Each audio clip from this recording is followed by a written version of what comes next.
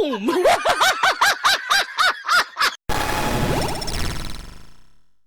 I know these DC shows on the CW are basically superhero soap operas, but they are still entertaining and have always been a safe haven from some of the train wrecks in the DCEU. With the help of Warner Brothers, DC has always made better TV shows than movies.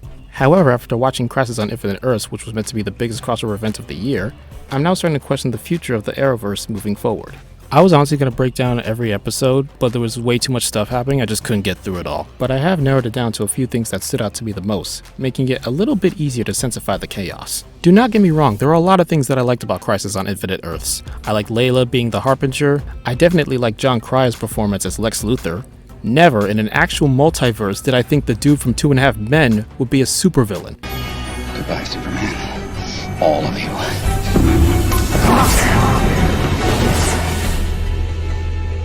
Oh, you almost had it. You gotta be quicker than that. And I really like this impromptu cameo with Ezra Miller's Flash, but I will save that for the end. Sadly though, none of these things make up for how maddening this event was, because there was too many things happening and the plot was just all over the place.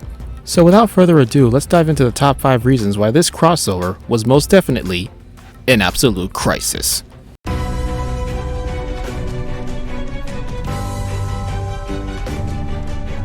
This is the man behind the madness, and he is one of the biggest reasons why this crossover and the events leading up to it were an absolute mess. He's very bad at communicating, he's always telling people the wrong things, his plans are too convoluted, and you could argue that his powers grow weaker as the Anti-Monitor grows stronger, but that's not really an excuse, because in case you forgot, he's the reason the Anti-Monitor broke loose in the first place. You breached the wall between our universe and its opposite.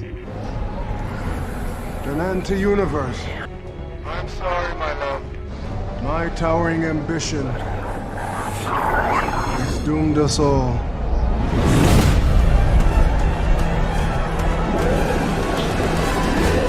You done f***ed it up! And I can't get over the fact that he killed all these people from different Earths, just to test them to see if they were good enough or strong enough to fight the bad guy that he created. Like, screw all that, you're gonna need all the help you can get! Why would you tell both the Flash and the Green Arrow that they're going to die when we all know that the Flash is not going to die?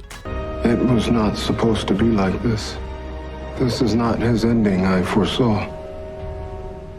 You stupid, dramatized Lego character! Obviously I am not attacking the actor who plays the Monitor, just the way his character is written.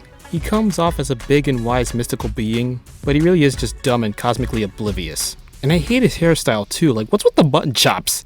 And the fake cornrows? Like, just go bald, man! You look like Thanos had a one-night stand with Cardi B!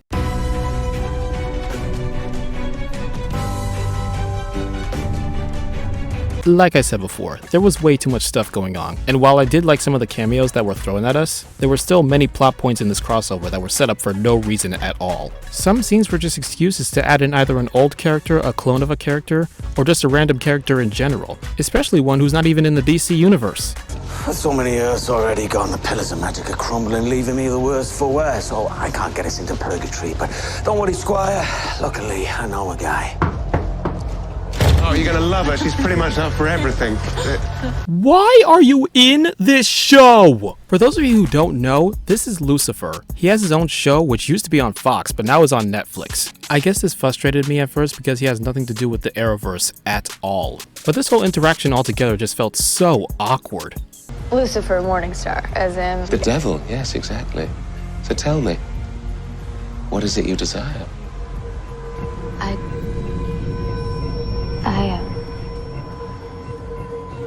I desire to get my father back. Oh, daddy issues.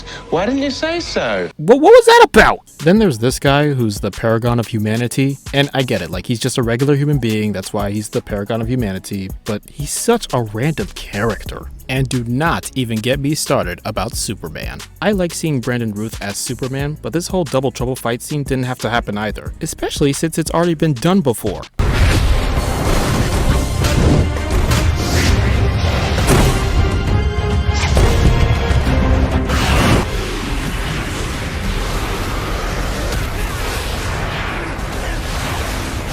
And then at the end, he gets magically swapped by Lex Luthor and we don't even see him again until the very end. Like, why couldn't you just use this Superman as a paragon? This whole interaction was so pointless and poorly directed. Whoopee. You should have done that 5 minutes ago.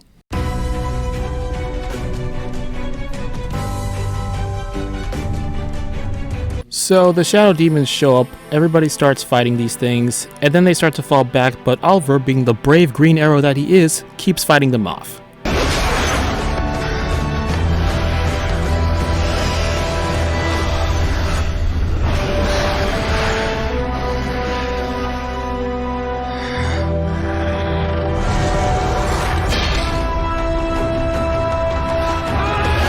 A few moments later. Alright, seriously? This is how he dies? He just got swiped by like 2 or 3 shadow demons who could easily be killed by 1 punch. First episode and Oliver's already dead? I honestly thought he wasn't gonna die until the last episode. Oh, and the one time he runs out of arrows too? Like, this was so whack! Oh, but then they bring him back in the 3rd episode, and through a completely rushed scene, he disappears and later becomes the Spectre. Which actually is pretty cool until he dies again? You have failed this universe. Greg, buddy, what is going on? I enjoyed these final moments with Oliver, and I did like how he reset the universe or whatever, but the way his death was executed made it really hard for me to be fully impacted by it. This is my story. My story was story. I was fully asleep. No, that's hilarious. No, it's story. Yeah, it's okay. Wait for me. I'm in it.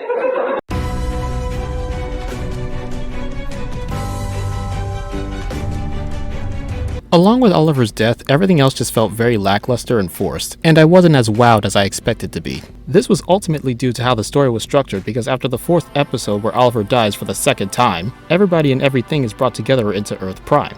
That part is cool, but it's like, what now? This crossover isn't over yet. We still got 1 more episode left. What do we do now?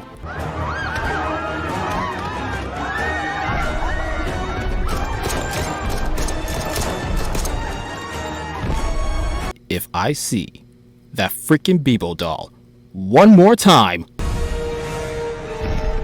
Bebo, hungry. Why is any of this happening right now? They're just trying to fill in time because they have nothing else to do. And it's all just repetitive. A diversion. But for what? I know what I'd do.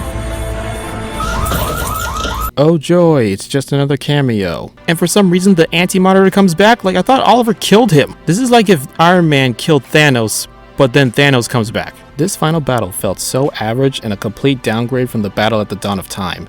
It kind of reminds me of the final season of Game of Thrones where the 3rd episode has the biggest battle of the entire series, and then it just dies down a little bit afterwards.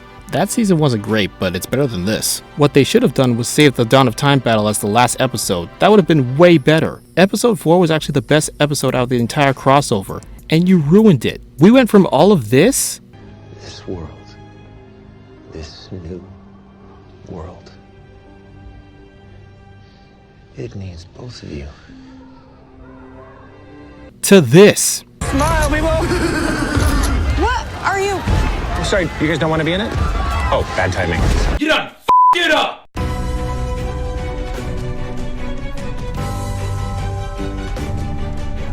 Where the heck is everybody? Not all of the heroes are even in this crossover, and some of the people who are there barely do anything. Where's Mia, or Ralph, or Cisco, or the rest of the freaking legends?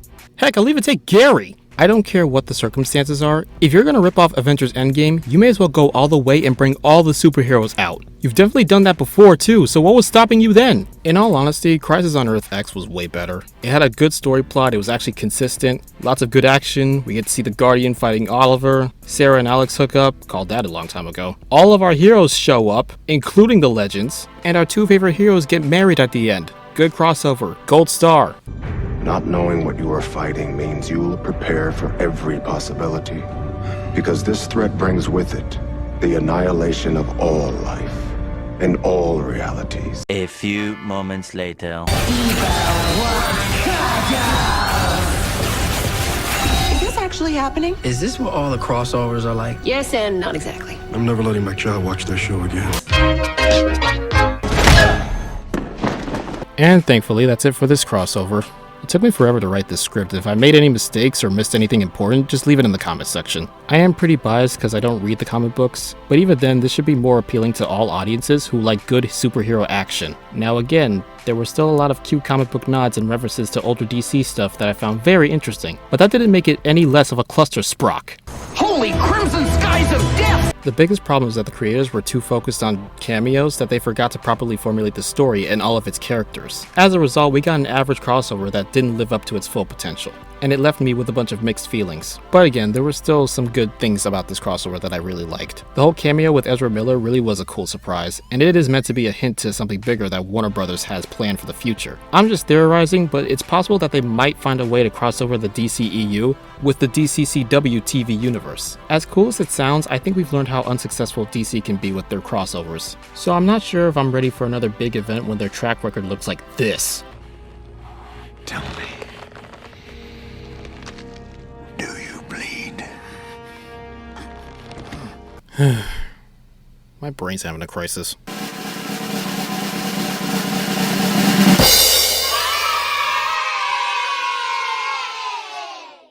But thank you guys so much for watching this video. I hope you guys enjoyed it. Feel free to like, comment, subscribe, hit the little bell, and follow me on all my other social media if you want to see more of my good stuff. And as always, I hope you guys have a great day today, and I will see you guys in the next one.